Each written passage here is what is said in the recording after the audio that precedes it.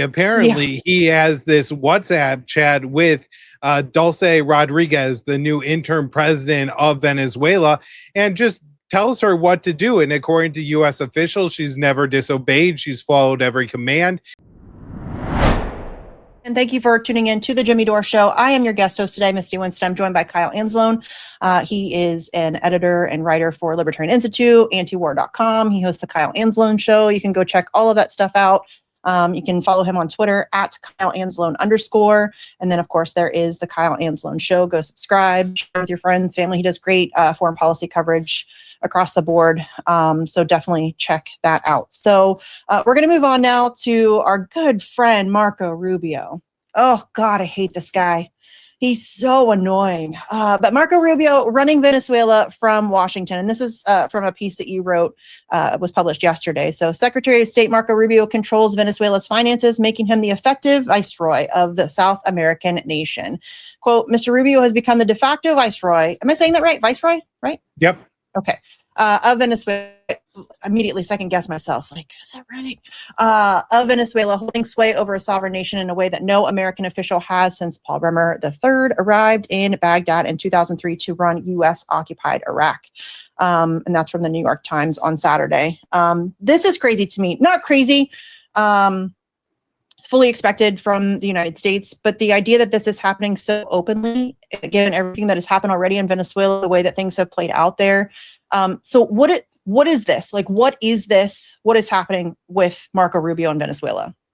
Yeah, Missy, this is really crazy. Apparently, he has this WhatsApp chat with Dulce Rodriguez, the new interim president of Venezuela, and just tells her what to do. And according to U.S. officials, she's never disobeyed. She's followed every command. This has come to the level of getting to pick which officials from the former president, the kidnapped leader Maduro's administration, get to remain in Rodriguez's administration. He's personally picking who gets sanctions lifted off of them. So that means he's determining who gets to do business, who gets to trade overseas. And whenever money comes in from overseas to Venezuela, it's being collected by the U.S. government and then distributed to the Venezuelan government to then be doled out. And so if we don't like something the Venezuelan government is doing, we'll hold on to their money. That increases a lot of pressure. So that's why Venezuela is complying so heavily, is because we really have given them no choice. And Misty, I think a lot of this has to do, and the reason Marco Rubio is probably so interested in this is, this is unfortunate for the Venezuelans. I don't think it has a lot to do with them. It's not about improving Venezuela. It's that Venezuela, particularly under Nicolas Maduro, was a supporter and, had a relationship that had reciprocal benefits with Venezuela, with Cuba. Venezuela supplied Cuba with energy. Cuba supplied Venezuela with doctors and soldiers and other, I think, scientists. I'm sure there's some good leftists out there who are yelling at their YouTube screen right now about how, he knows all these other things that the Cuban government does for Venezuela. I'm sure. Is a symbiotic relationship there. And what they're trying to do is cut off the Venezuelan government, literally starve, cause blackouts, create mass economic ruin in Cuba under the false belief that this will, after 7 decades now of embargo, finally cause the Cuban people to wake up in the morning and say, all of our problems are due to our communist government and not the evil empire right next door who's blockading us and starving our children. When Ryan Grimm and a few other journalists went to Cuba a few months ago, they were talking about this kid who was suffering and dying of cystic fibrosis. And there's this medicine that, they could just give them, people in the U.S. have it. The kids take the medicine and they I think, find normal children after it. It's actually a cure. It's not just a short-term treatment or expansion of life. And this kid was deprived of it because of the U.S. sanctions, because we don't allow shipments of goods. And they say, there's exemptions for medicine, things like that. But study after study after study has shown that the U.S. sanctions are so expansive and the U.S. government so incompetent that even if you are truly just bringing medicine to one of these nations, you run a high risk of running afoul of U.S. sanctions, and then your business or your country gets absolutely ruined when you get slapped with secondary U.S. sanctions. And so, people don't mess around in countries where there's this extensive level of U.S. economic warfare. And so the Cuban people are absolutely suffering and they're miserable under the U.S. blockade. And that's what Marco Rubio really wants. He wants regime change in Havana. Mm-hmm. Yeah. I mean, another raging psychopath. I mean, it's just kind of par for the course at this point. And that's what I think is so crazy about what's happening right now, is that it blows my mind that we kidnapped a president of a country and openly, and like, there's not more pushback about that. It really has just disappeared from the news cycle. Nobody's really like, what is even happening with Maduro? Do we even know? I know there was I think some preliminary hearings. Now, initially, Misty, one important thing is when they arrested him, the charging document included a whole bunch of drug charges along with the gun charge. Mm-hmm. Now, how the leader of a foreign state could be unlawfully possessing guns makes absolutely no sense to me, right? The head of a foreign state could have nuclear weapons, tanks, and so if he bought some machine guns, then that's running a country. I mean, that's a part of the job description, right? And so that's absolutely absurd. But a lot of I think all the drug charges have actually been dropped, so they don't have much on the guy. Again, this was all just about, I think, pressuring and ultimately getting the regime change in Cuba. They put a lot of pressure on the Mexican government to cut off oil shipments to Venezuela, and the Mexican government said, look, I mean, the Trump administration is absolutely reckless and wild. They'll destroy our entire economy. They may bomb and invade our country. I mean, there have been reports during the Trump administration from mainstream outlets, citing anonymous sources, of course, but that special operations was planning raids in Mexico.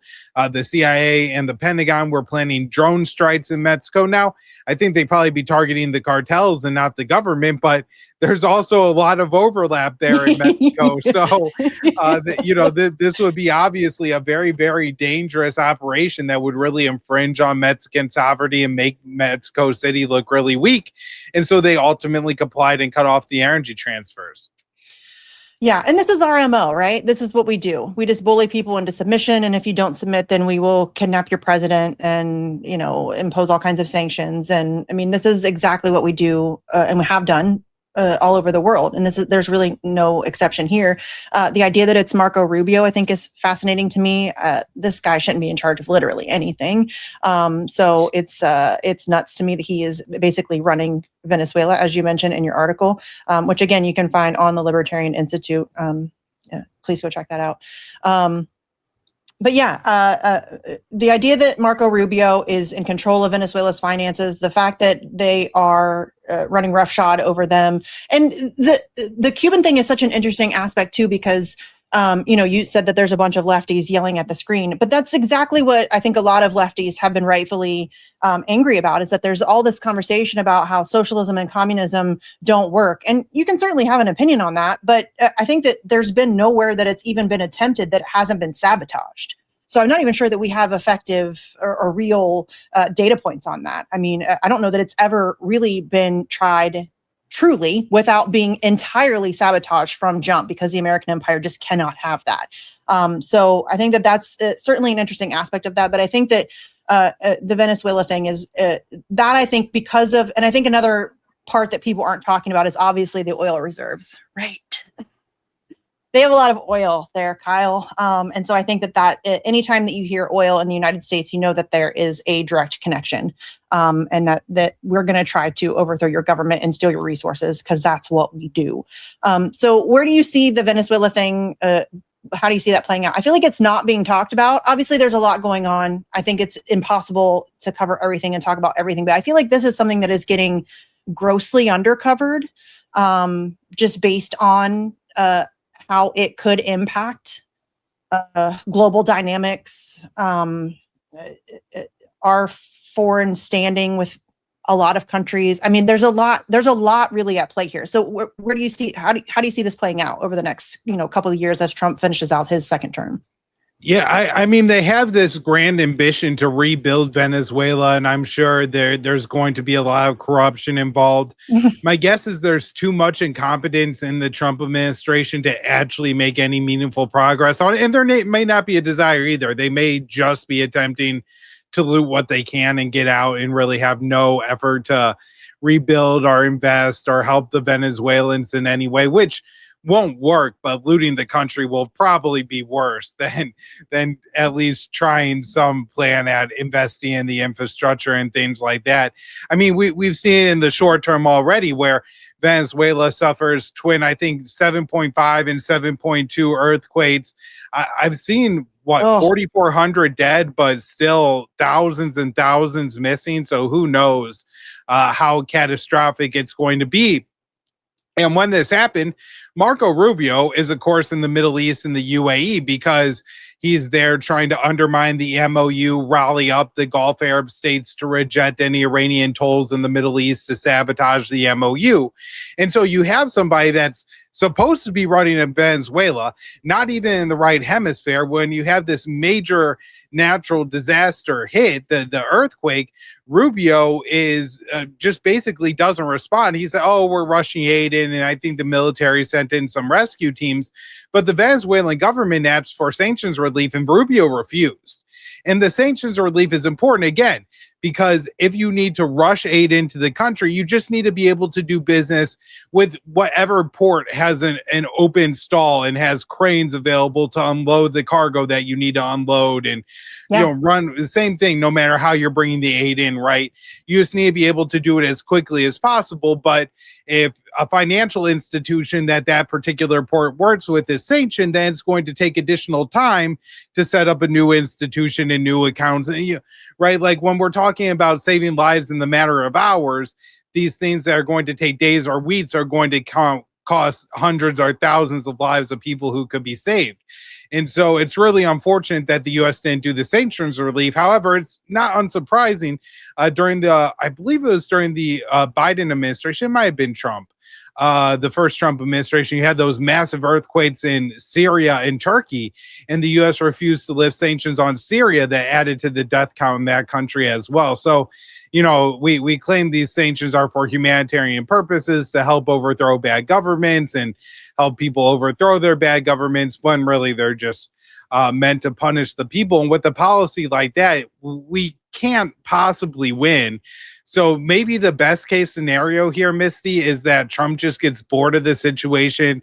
He fires Marco Rubio over some completely unrelated issue, and nobody really steps up to fill the void because nobody's as interested in regime change in Havana as Marco Rubio is. Yeah, and I'm really glad that you brought up the earthquakes and the humanitarian aid, because it's so despicable to me that sanctions are even a consideration under those circumstances. And you're right, it's not the first time it's happened, but I think it's beyond the pale. It's disgusting that is even something that is taken into consideration. That everything else should fall away.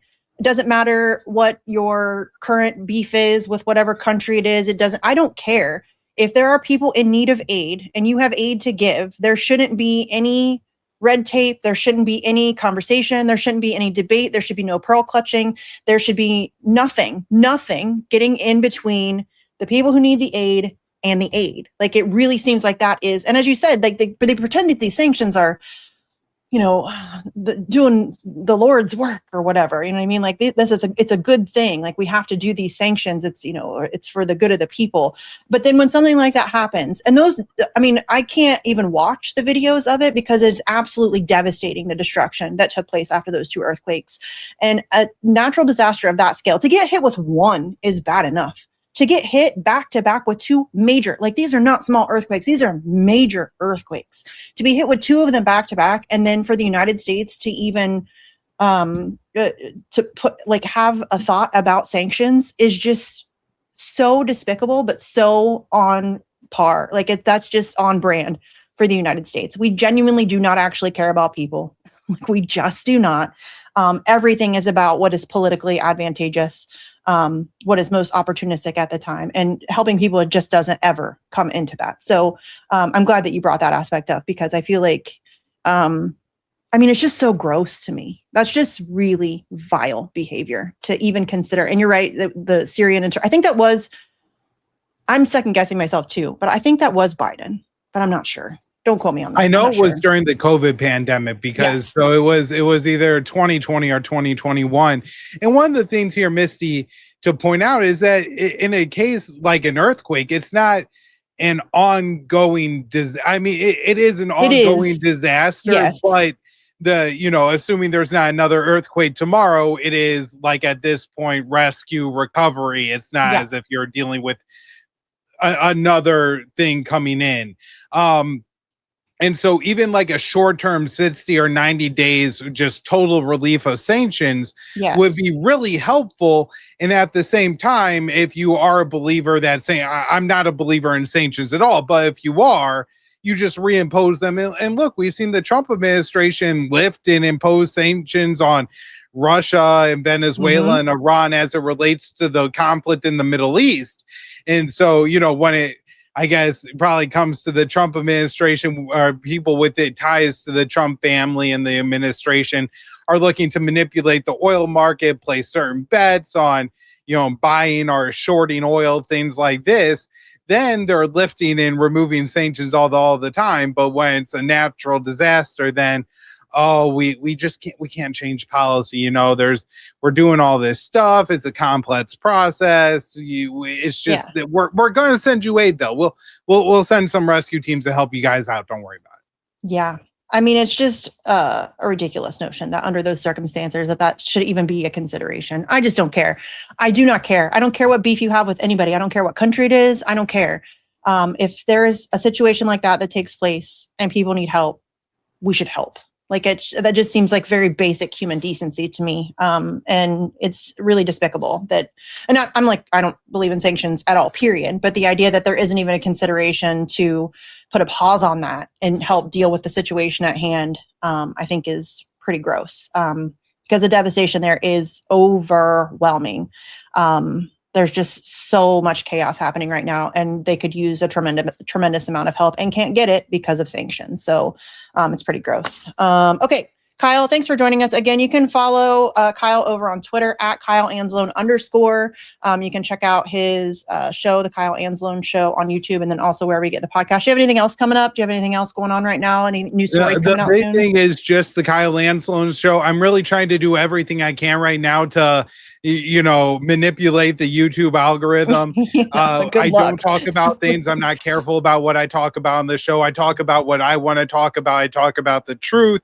And so if you guys are out there, you want to go and subscribe, maybe if I get a bunch of people to subscribe at one time, that'll kind of help to boost me up in the algorithm and, get some more natural growth from the show that way. And Misty, I'd love to have you on sometime this week. I'll shoot you a message and maybe we could work something out for this week or next. Yeah, I'm always happy to come on. And you have great guests on. You just recently had Sam Husseini, who I love. Sam Husseini, he's fantastic. You had Colonel Larry Wilkinson on. You have a lot of really great guests on all the time to talk about various different subject matter. So it's a great show. Everybody go check that out over at the Kyle Anzalone Show on YouTube. And then, of course, wherever you get podcasts, right? You're on all the various platforms, I assume. Yep. And we got Rumble channel and everything, but YouTube is what pays the bills. So unfortunately, YouTube still has a monopoly on all of that stuff. So okay, everybody go subscribe.